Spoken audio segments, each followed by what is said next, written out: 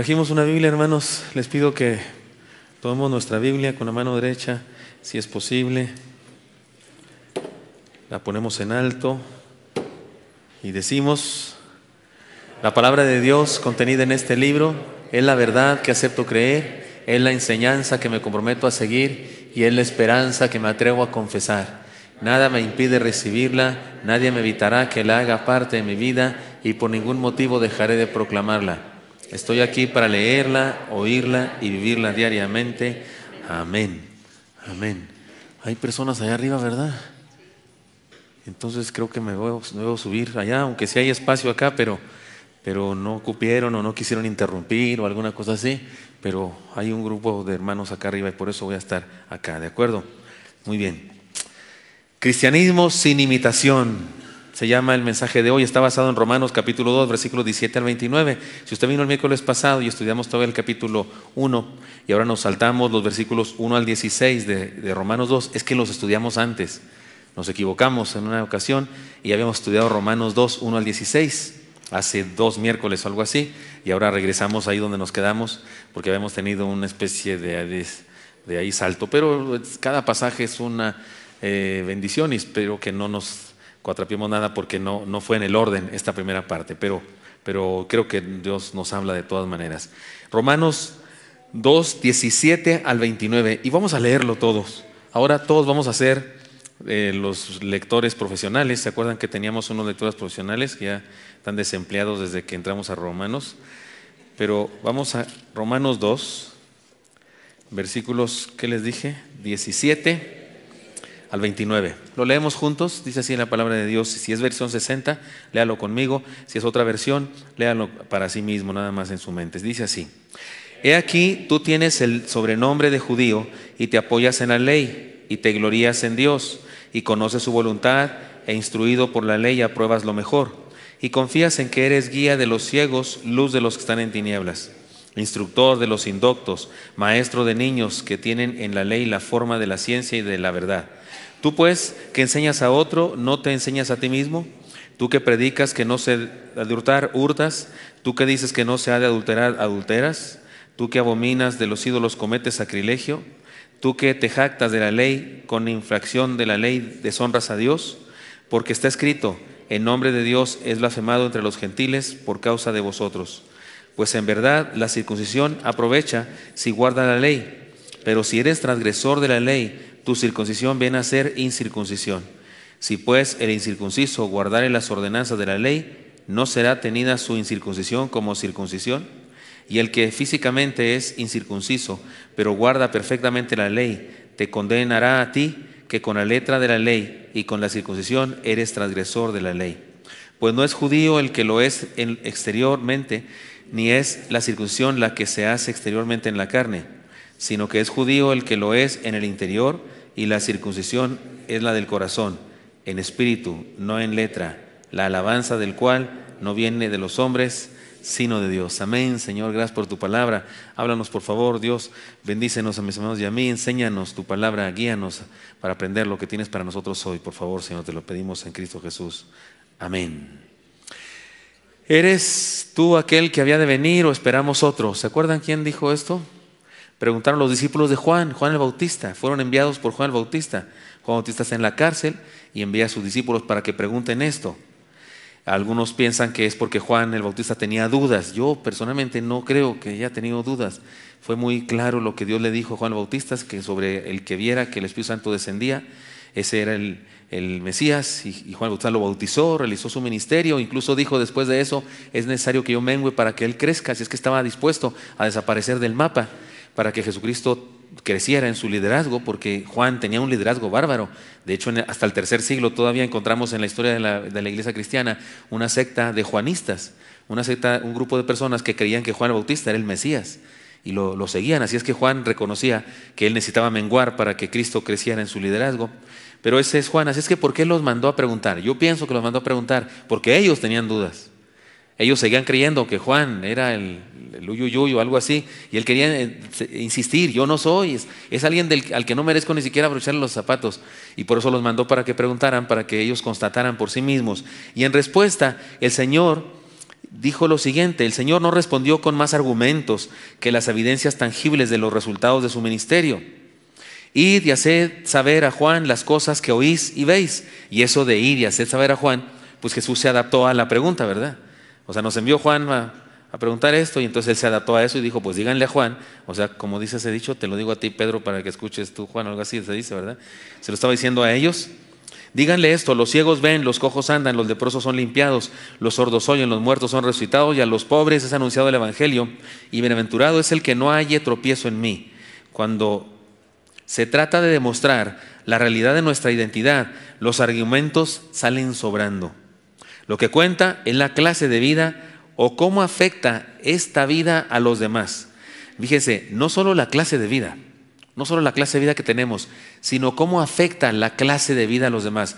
Y hay que aclarar eso, porque resulta que en este pasaje, evidentemente el apóstol Pablo está combatiendo contra el legalismo. Aquellos que la circuncisión era la gran cosa, aquellos que proclamaban la ley. Porque está de acuerdo conmigo que el legalismo es pariente de la santurronería. ¿Está de acuerdo conmigo en eso? Es que no solamente estamos hablando del estilo de vida, sino de cómo afecta el estilo de vida en las otras personas.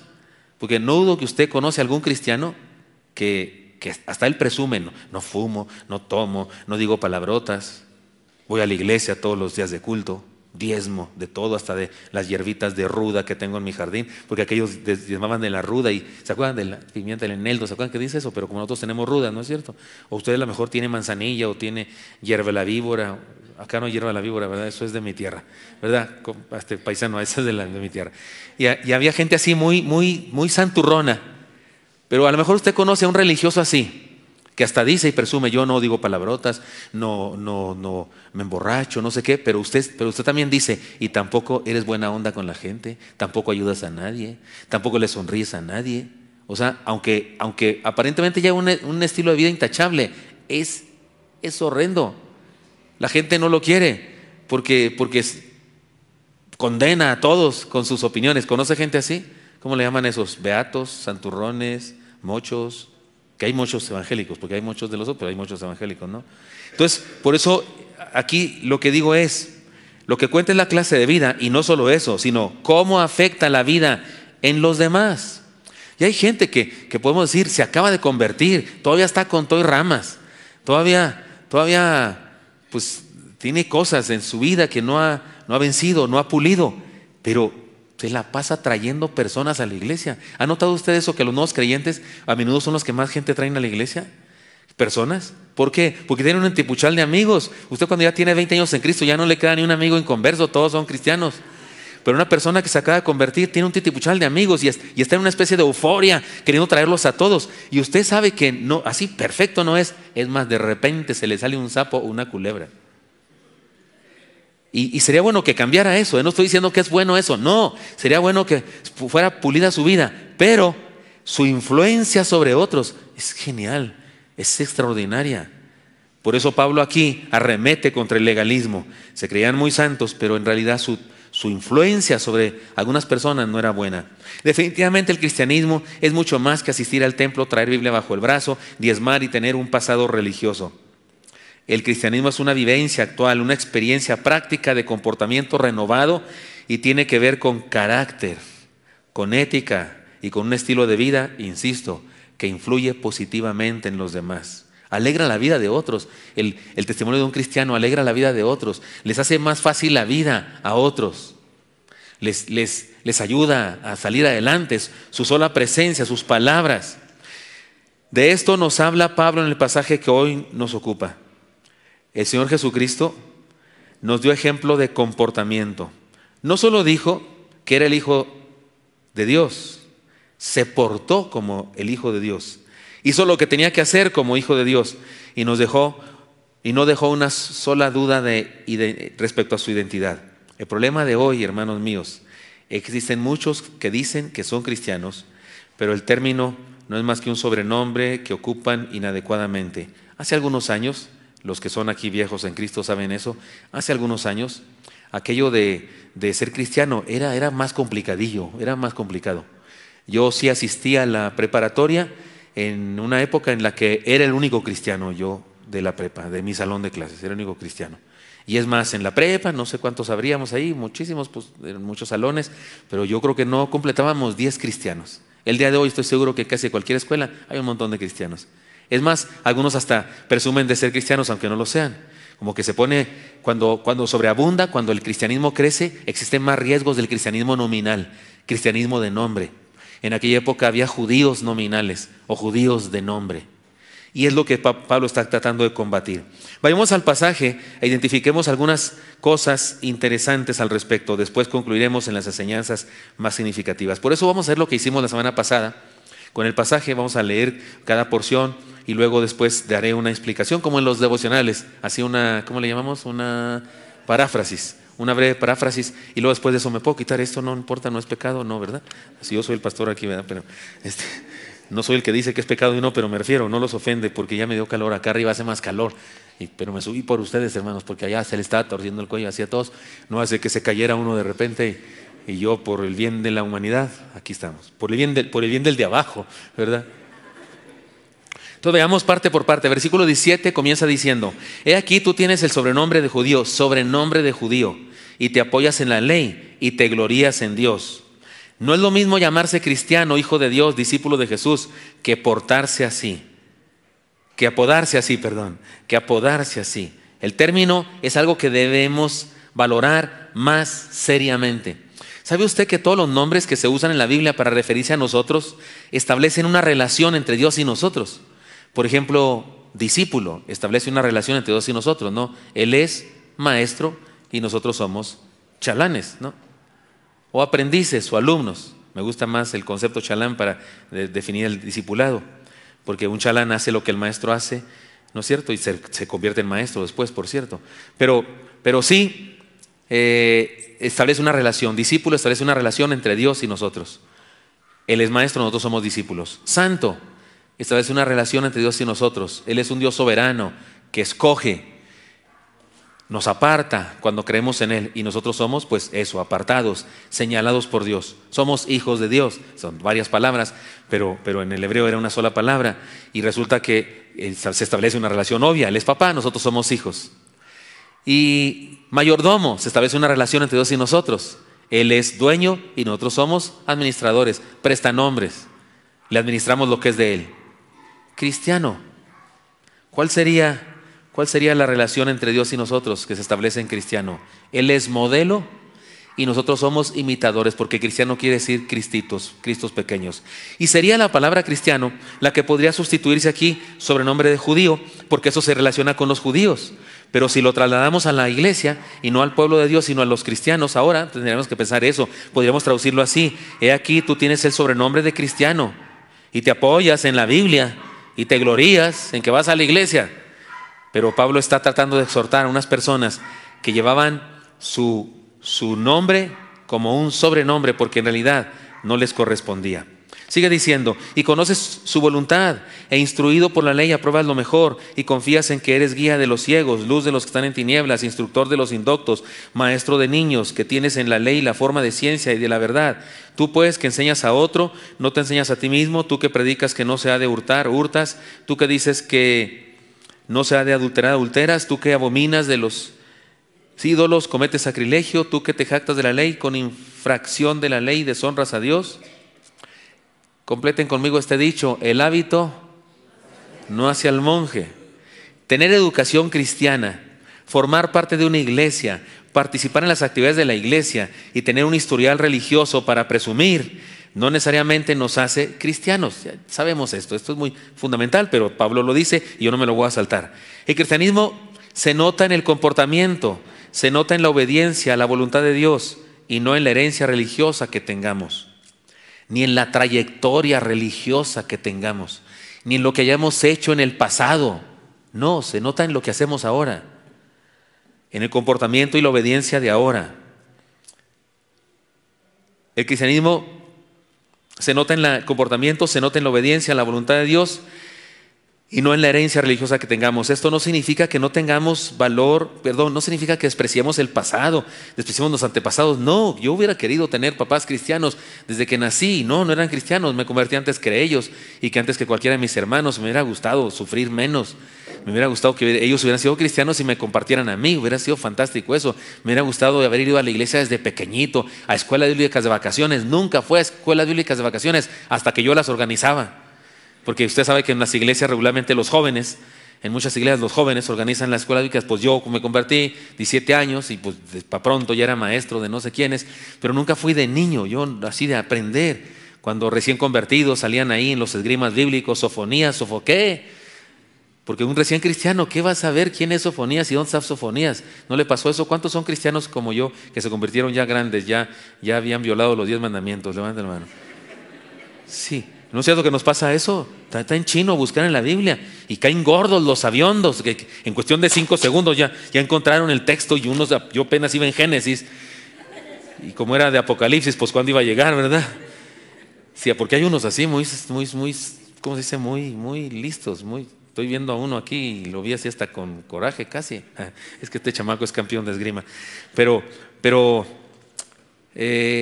sí, uno cuando recién se convierte pues admira a otros, así que no es malo haber tenido una herencia cristiana, es fantástico, pero eso no necesariamente es lo que es ser cristiano.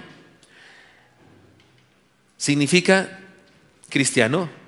¿O tiene que ver con la fe que se vive hoy y que debemos vivir cada día y cada quien? Y no vivir de los recuerdos de las hazañas de nuestros antepasados o maestros. Porque hay gente que vive de las hazañas de sus maestros y debemos vivir de las hazañas que ha hecho Dios en nuestra vida. Porque como escrito está, el nombre de Dios es blasfemado entre los gentiles por causa de vosotros, sigue diciendo Pablo. Uno de los más grandes, dolores o tristezas de la vida cristiana consiste en hacer quedar mal a Dios. Es terrible, pero algunas veces la gente se aleja de la fe y niega el evangelio por causa de un hombre o una mujer que se dicen cristianos y se portan de lo peor. No hay peor cosa que ser piedra de tropiezo a otro.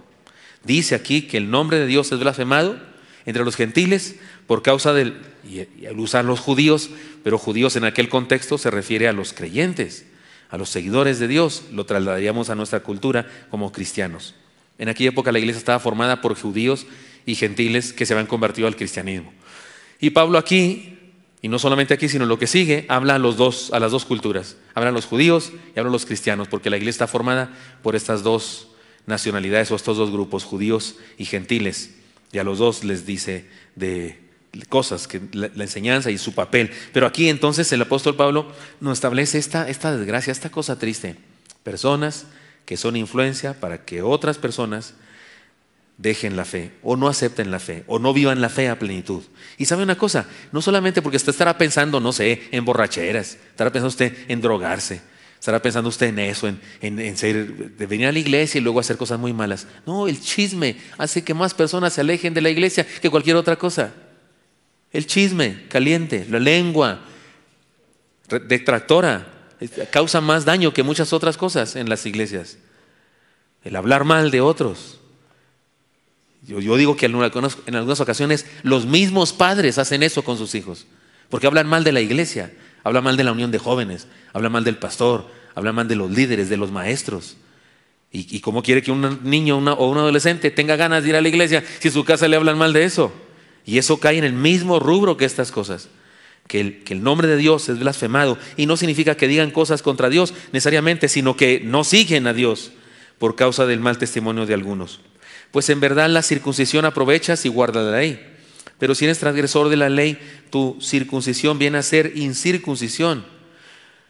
Los rituales no son importantes y no cuentan en nuestra vida si no representan efectivamente nuestro comportamiento. Les digo yo en las bodas siempre hago este chiste en las bodas. Le digo a los muchachos que se casan, al joven le digo, ¿todavía tiene el anillo que le acaba de regalar a su esposa? Sí, aquí lo traigo, así todo sorprendido. Sí, aquí lo traigo, ¿por qué? Y no sabe porque es que lo perdemos, los hombres lo perdemos.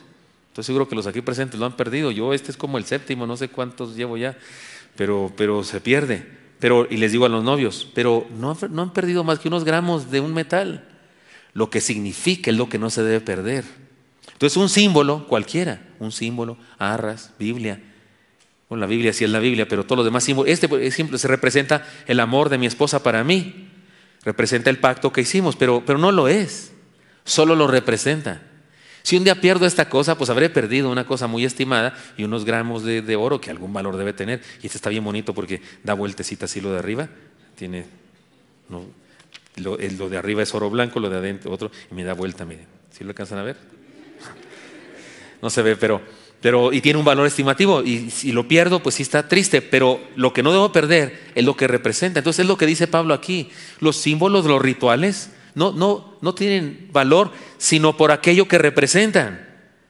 Por ejemplo, el bautismo, que sería un equivalente para nosotros, el bautismo significa que hemos nacido de nuevo, que nuestra vieja naturaleza se murió.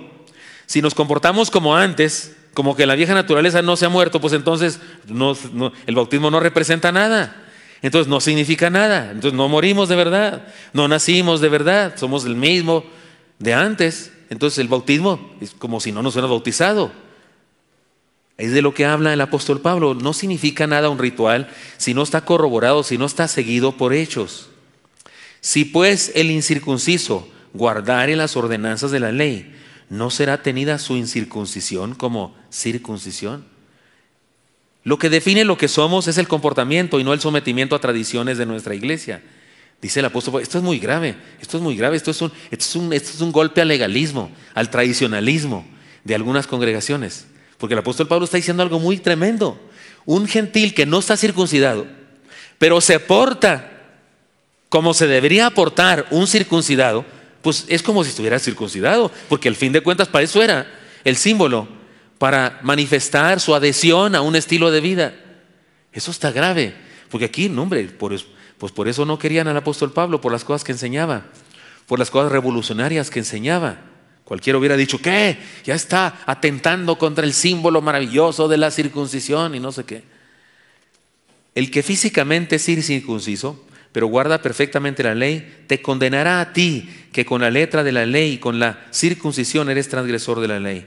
La autoridad espiritual de una persona no está en sus condecoraciones religiosas, sino en su estilo de vida. De eso habla Pablo aquí. Lo que sigue del pasaje lo voy a utilizar para extraer las enseñanzas que tanto en esto que ya hemos leído como en la siguiente parte nos presenta el apóstol Pablo. ¿Qué es entonces ser cristiano? Ya, aquí Pablo ha arremetido contra las cosas que no es cristiano. De hecho, pudimos haber comenzado aquí esta especie de introducción con estas exégesis de esos pasajes. Pudimos haber puesto este título. ¿Qué es lo que no es cristiano? Ser cristiano. Pues, ser legalista, ser un apasionado de los rituales, ser una persona con muchos nombres o con muchas condecoraciones religiosas. Eso no necesariamente es ser cristiano. Tener familia cristiana, antecedentes cristianos, eso no necesariamente es ser cristiano. Entonces la pregunta es, entonces, ¿qué si es cristianismo entonces? Y aquí va donde el apóstol Pablo nos dice, primera cosa, es un asunto de nueva naturaleza. ¿Pueden leer conmigo el versículo 28, por favor? Dice así: pues no es judío el que lo es externamente, ni es la circuncisión la que se hace exteriormente en la carne. El cristianismo no es algo superficial, ritual y solo para vivirse en la geografía de la congregación. Se trata de un asunto de lo más profundo de la vida. Ser cristiano es tener la experiencia de haber nacido de nuevo. Esto no tiene que ver con tener padres cristianos necesariamente, ni con haber sido presentado en el templo de pequeño, ni con haber sido bautizado. Desgraciadamente, el mundo está lleno de personas que han hecho todo lo anterior y sin embargo viven bajo condenación. Por supuesto que debemos traer a nuestros niños al templo y enseñar la Biblia. Por supuesto que sí, debemos bautizar a todos aquellos que quieren obedecer al Señor en esta ordenanza. Claro que sí. Pero no debemos perder de vista que la salvación es un asunto delicado y debe enfrentarse con la urgencia e inteligencia que requiere el asunto. Se trata de vida o muerte. Me preguntó una persona que tenía una mente muy, ¿cómo se dice? Muy preguntona, muy inquisidora, de hecho, me parece que su manera de interpretar la Biblia era demasiado literalista. Y me preguntaba una persona con respecto a José el soñador. Casi cualquiera de nosotros admira a José el soñador, ¿no? Todos los jóvenes quisieran parecerse, ¿no? A José, un chamaco vendido por sus hermanos, favorito de su padre, Le regaló una túnica de colores, ya sabemos todo, y pues mal lo odiaban los malvados hermanos, que eran medios hermanos. Solo había un hermano completo, Benjamín, ¿verdad? Todos los demás eran medios hermanos y lo odiaban. Y querían matarlo, pero uno de ellos lo defendió y dijo, no, no lo matemos, vendámoslo como esclavo. Qué lindo hermano, ¿no? Siempre es bueno tener un hermano así, que evite tu muerte y te mande a la esclavitud para toda la vida, ¿no? Alguien diría, no, mejor que me maten. Pero me decía esta persona, oiga, pero José, no, esta persona no es tan santo como dice, ¿no? De hecho, su santidad es una de las cosas que más se pueden ver en su vida, especialmente en su experiencia con la esposa de Potifar. ¿Recuerdan ustedes aquello? Y salió, dijo, más vale que digan aquí corrió, aunque sea desnudo, que digan aquí pecó, aquí adulteró, fornicó, ¿verdad? En su caso, el adulterio era de ella. Pero alguien me decía lo siguiente, oiga, se casó con una no cristiana. Sí, cierto, ¿no? Le dije, es que todavía no estaba Corintios, donde dice no, son sin duda es igual. Pero se casó con una gentil. Es más, aceptó un nombre, él le pusieron un nombre egipcio. Y a ver, pastor, a ver, échese ese trompo al uña. Porque ahí andan predicando que muy santo, que muy lindo, que no sé qué, pero él hizo cosas que no sé qué. Y yo no quise discutir aquello de la ley y esas cosas, porque estamos hablando de José. ¿Eso fue antes o después de Moisés? Antes. ¿Existía la ley dada por Dios a través de Moisés? No, ¿están de acuerdo conmigo? El hermano andaba muy inquisidor y muy bueno para razonar, pero no entendía ciertas cosas del contexto histórico del pasaje. Pero de todas maneras, yo no quise meterme en ese lío de argumentar esas cosas y que si la ley y que cuando vino Moisés y no sé qué, porque el mismo Abraham se casó con su hermana. ¿Cierto o no es cierto? ¿Era su hermana Sara, sí o no? Cuando dijo que era su hermana, no me mintió del todo, dijo media en verdad. Porque sí era su hermana, era hija de su papá, aunque no de su mamá, porque su papá tenía evidentemente dos mujeres, por lo menos a lo mejor más, y ella y su hermana nacieron del mismo papá, de diferente mamá, y es, ¿cómo, pastor? Se casó con su media hermana. ¿Eso está prohibido por la ley? Sí, otra vez, ¿eso sucedió antes o después de la ley de Moisés? Antes. Y usted dice, ¿y por qué antes y después? Porque las leyes son leyes en las que Dios quiere bendecirnos y quiere ayudarnos a estar sanos. En esa época es probable que la raza humana no se había degenerado tanto y no era tanto problema en la consanguinidad como lo es ahora. Bueno, pero tampoco me voy a meter aquí con el lío de eso. Pero cuando esta persona me preguntó sobre José, le dije, oiga, espéreme tantito. Si usted tiene una opinión muy mala de José, espéreme tantito. A usted, sus hermanos lo quieren matar. Lo echan en un pozo y están hablando de arriba de matarlo. Lo odian. Es más, agarran sangre de un chivo por ahí y la tiñen y van con su papá y le dicen, ¿te acuerdas que tenías 12 hijos? Sí, pues nomás te quedan 11. Le cantan esa canción de los 12 que tenías, de los 12 que quedaban. Uno ¿cómo será? ¿Qué rima con 11? Uno vio el canal 11 o algo así, no sé. Y resulta y luego lo venden a usted como esclavo. Y luego usted es el hombre más poderoso del mundo. El faraón le dice, Padre mío, a usted, porque eso dice la Biblia. El faraón posiblemente era más joven que José. El faraón le dice a usted, Padre mío, y usted es su consejero, usted es su mentor. El faraón no va al cine si no le pregunta a usted si es bueno ver esa película. Y usted tiene todo el poder. Y sus hermanos vienen a comprarle cosas a usted.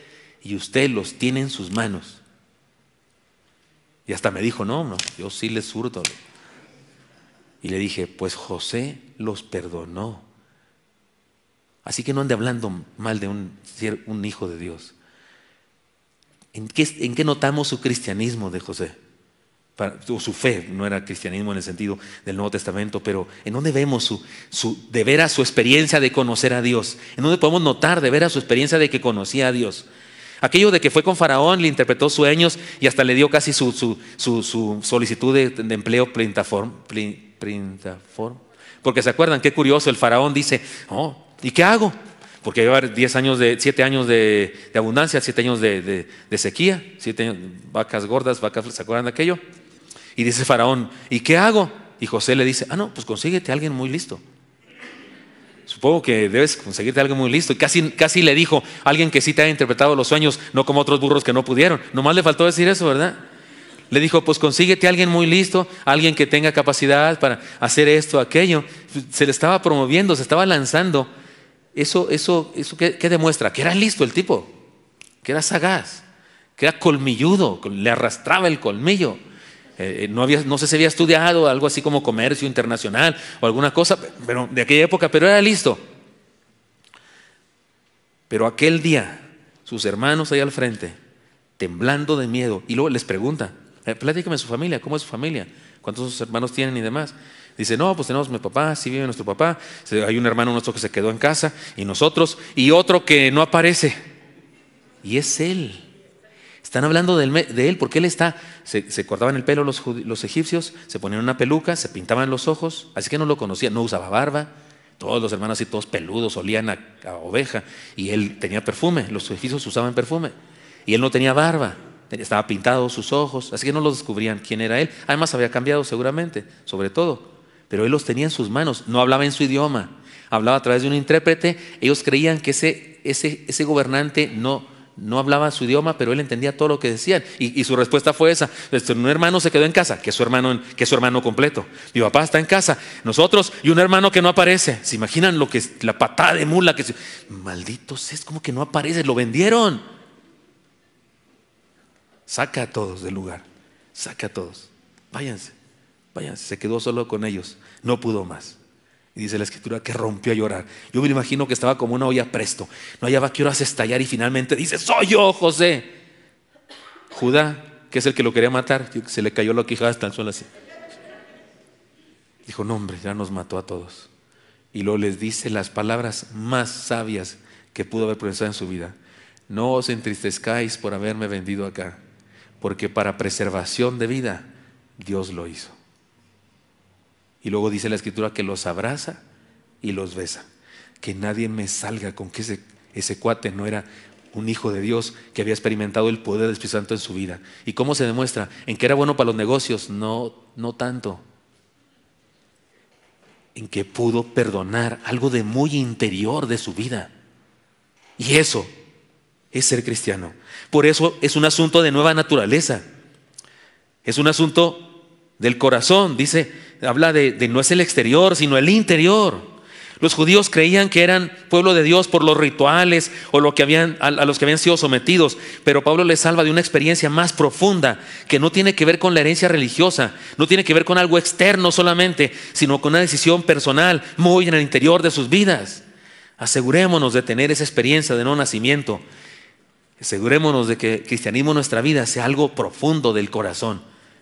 No tiene que ver solamente con decir palabras bonitas, tiene que ver con tener sentimientos, actitudes en nuestro interior. Porque usted y yo podemos decir cosas bonitas, podemos saludar hasta hipócritamente a una persona que odiamos, ¿no es cierto? ¿No podemos hacer eso? Hola, ¿cómo está? Sí, me congratulo de verte. Y por dentro, hasta un coraje me da, como cuando yo saludo a uno de las Chivas, excepto cuando va a jugar contra un equipo de otro país. Sí le vamos a las Chivas, hermano, va a ganarle al Toronto, en venganza de mi equipo. Entonces es un asunto de naturaleza, pero además es un asunto del corazón, sino que es judío el que lo es en el interior, y la circuncisión es del corazón. La circuncisión era una operación muy sencilla que se practicaba a los varones judíos como una señal de ser parte del pueblo de Dios. No se podían circuncidar las mujeres, por supuesto, porque se hacía la circuncisión en el órgano genital del varón.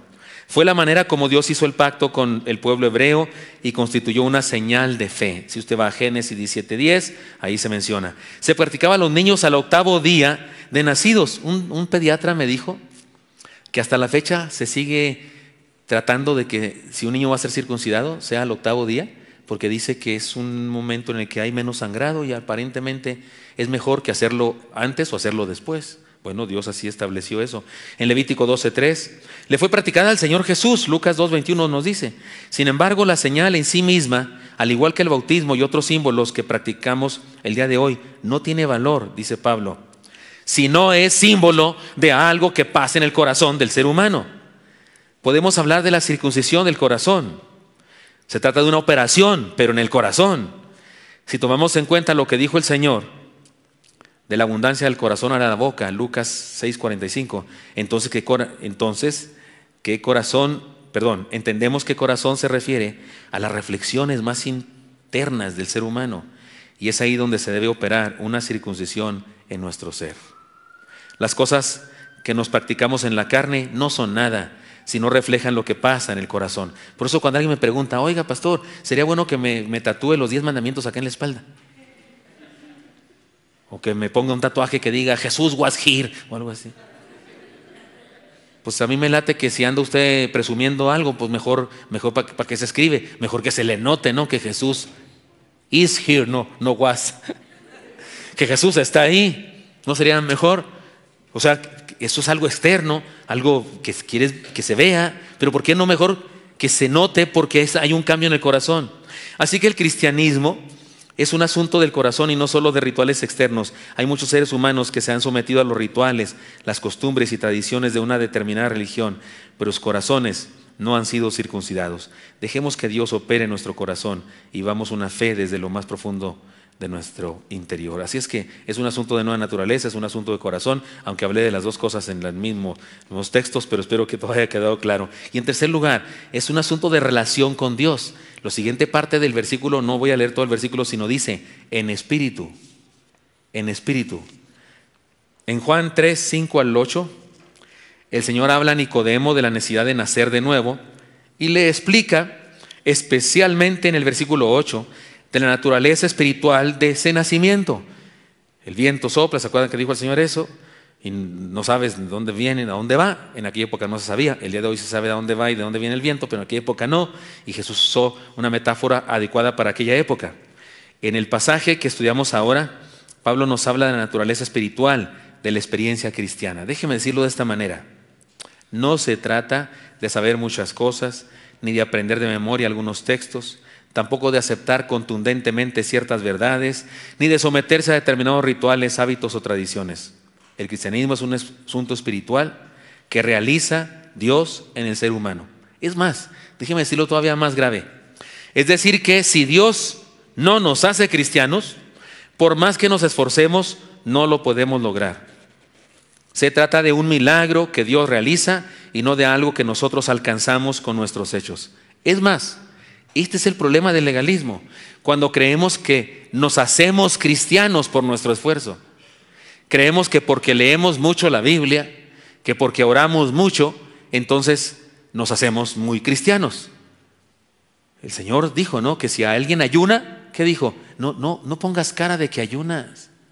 Ponte aceite, úngete para que no se te note que ayunas. No andes con que estoy ayunando. Así con cara de santidad, no, así qué bonito soy, como. No, esa es otra cosa, ¿verdad? O qué santo soy. Dice el Señor, que no se note que ayunas. No toques trompeta cuando oras. No sé, a mí, alguien que me sale en donde sea y me dice cuántas horas ora, a mí me da mala espina. Si alguien me presume de que ora por horas, me da mala espina. Me gustaría más que se le notara, ¿no? Que se le notara. O sea, porque alguien que habló con el Señor durante 2 horas en esa mañana, no hombre, pues anda así elevado del suelo, ¿verdad? Uno puede agarrar la aureola y déjate, te la pulo tantito, amigo, póntela otra vez. Pero si sale con que sí, no, yo oro en ocasiones hasta 3 horas. Ayuno 3 veces a la semana. Me late que es un asunto exterior solamente y no hay nada que tenga que ver con una realidad. Es algo espiritual. No nos hacemos cristianos nosotros, Dios nos hace sus hijos. Se trata de un milagro que Dios realiza y no de algo que nosotros alcanzamos. Por eso cuando alguna persona cree que es por su esfuerzo, es cuando se convierte en un legalista. Es el problema que tenía Dios con los creadores de la Torre de Babel, que querían hacer algo ellos por su esfuerzo. Querían acercarse a Dios por su esfuerzo y no lo iban a lograr, pero iban a estar muy orgullosos de haberlo intentado.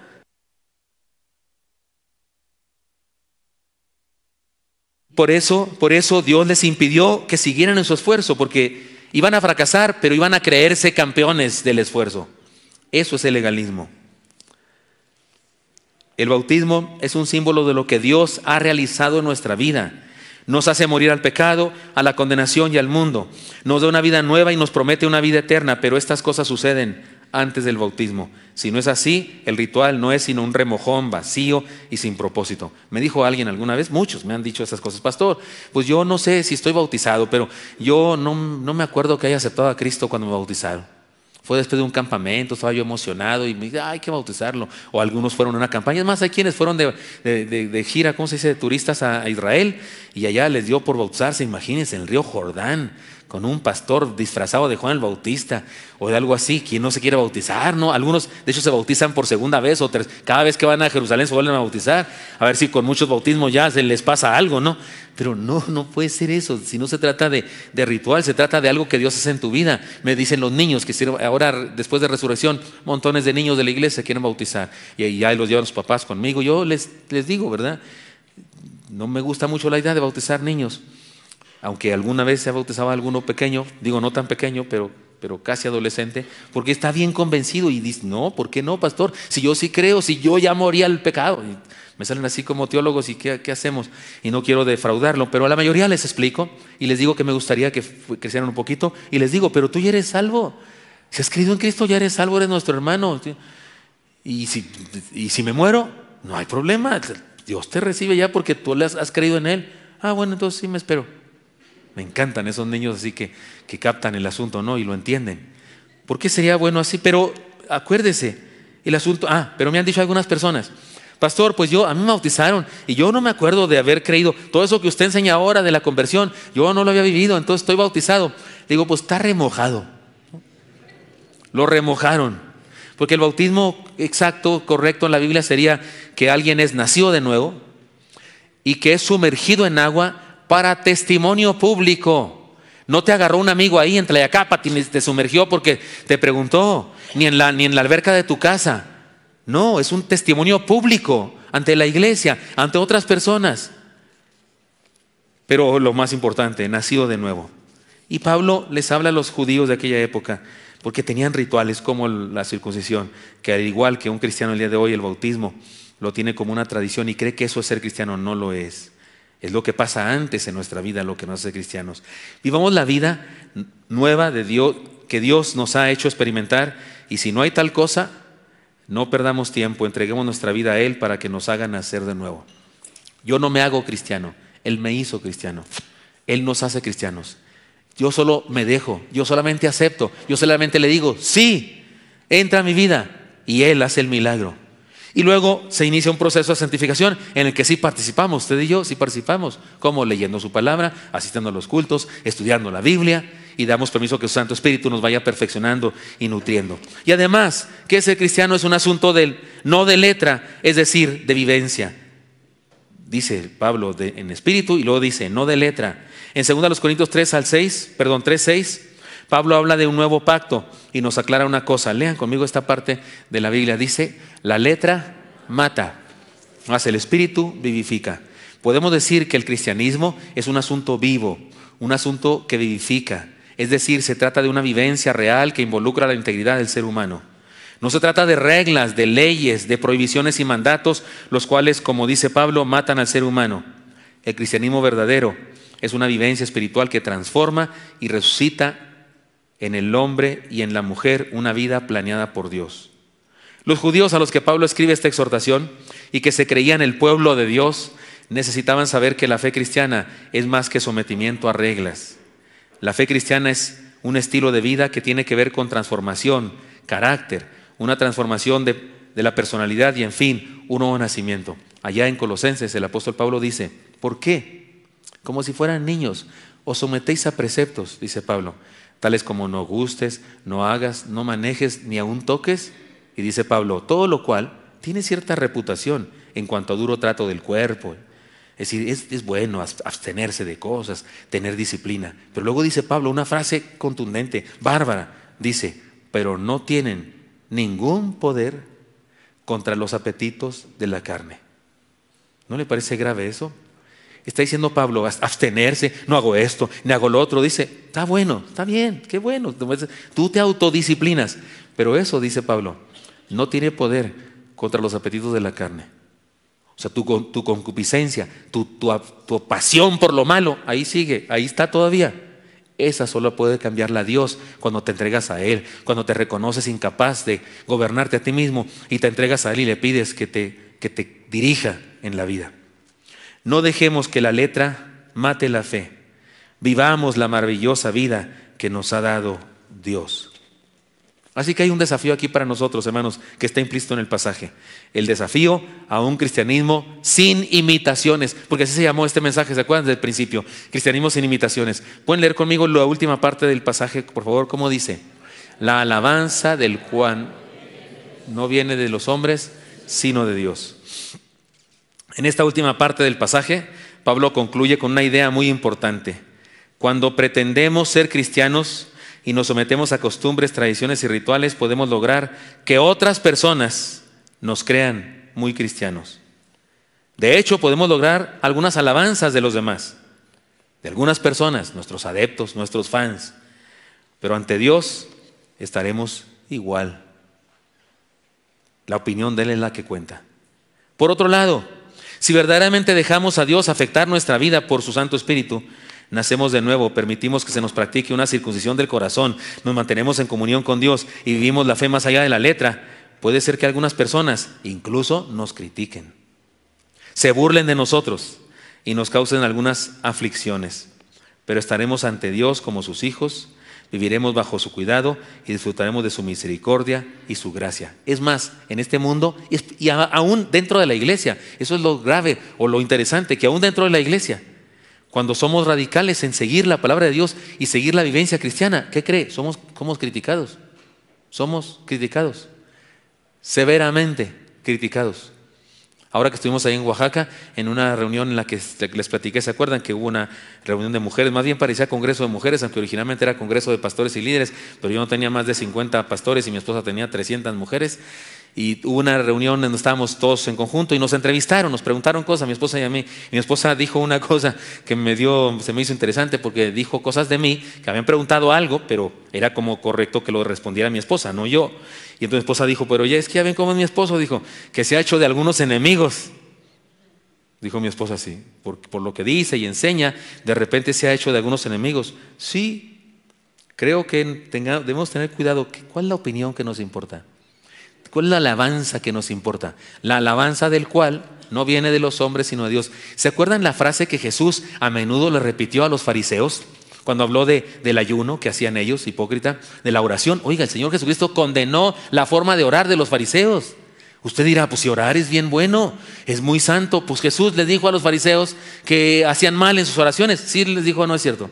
Les dijo que eran hipócritas por su oración y por su ayuno. ¿Y se acuerdan la frase que más repetía? Les dijo, de cierto, ¿qué? Ya tienen su recompensa.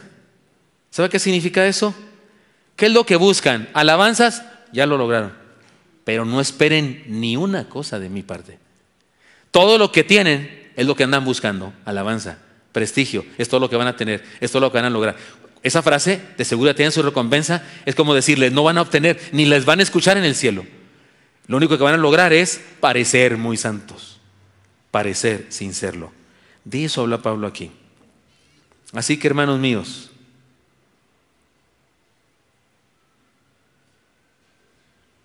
no es que me encuentro donde voy. No le pregunte a nadie su opinión respecto a su cristianismo. Usted sabe si es o no un verdadero cristiano.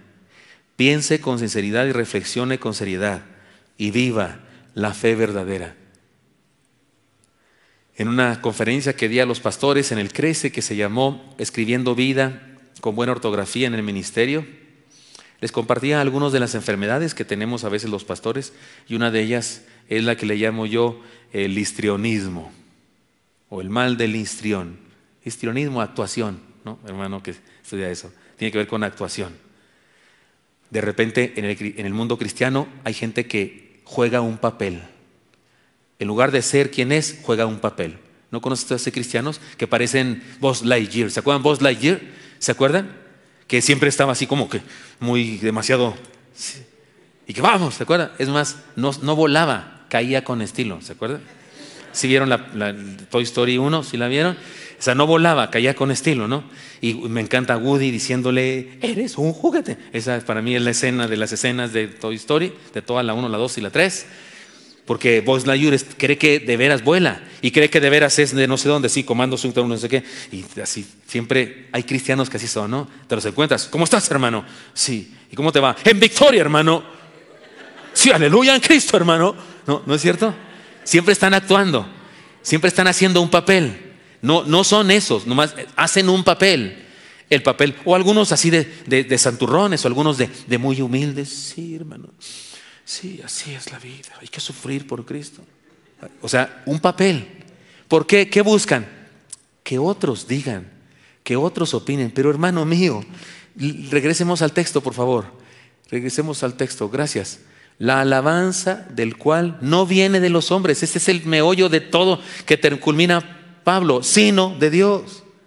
Entonces, queridos hermanos, no le preguntes ni te importe la opinión respecto a tu cristianismo.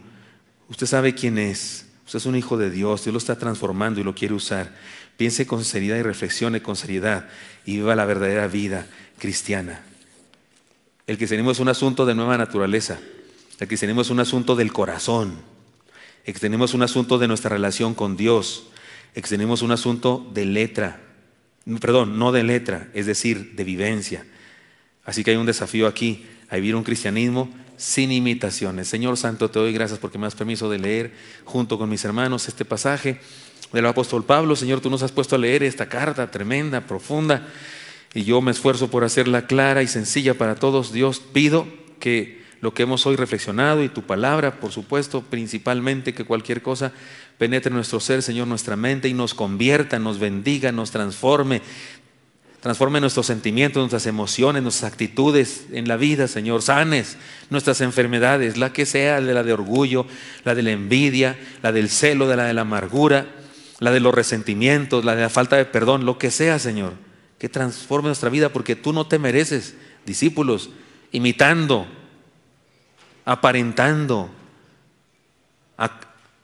viviendo un papel, haciendo un papel, en lugar de ser de veras los discípulos que tú necesitas y quieres. Te pido, Dios, que a mis hermanos y a mí nos bendigas con esta experiencia, y que adentro y fuera de las paredes de la reunión, de la experiencia eclesiástica de culto, dentro y fuera, Señor, vivamos la vida cristiana verdadera, esa natural, esa que tú has hecho en nuestra vida, esa que comparte vida, esa que comparte aliento, esperanza, esa que hace que otras personas tengan ganas de vivir la vida cristiana, esa que hace que otras personas tengan ganas de venir a la iglesia, de leer la Biblia, de orar, de reunirse con otros. Úsanos, Dios, para ser esos cristianos. Sabemos que Pablo habló en contra de los judíos de aquella época, pero en nuestro tiempo, Señor, eso se parece al legalismo, se parece al tradicionalismo, se parece a la religiosidad que también hay entre nosotros en la iglesia del Nuevo Testamento.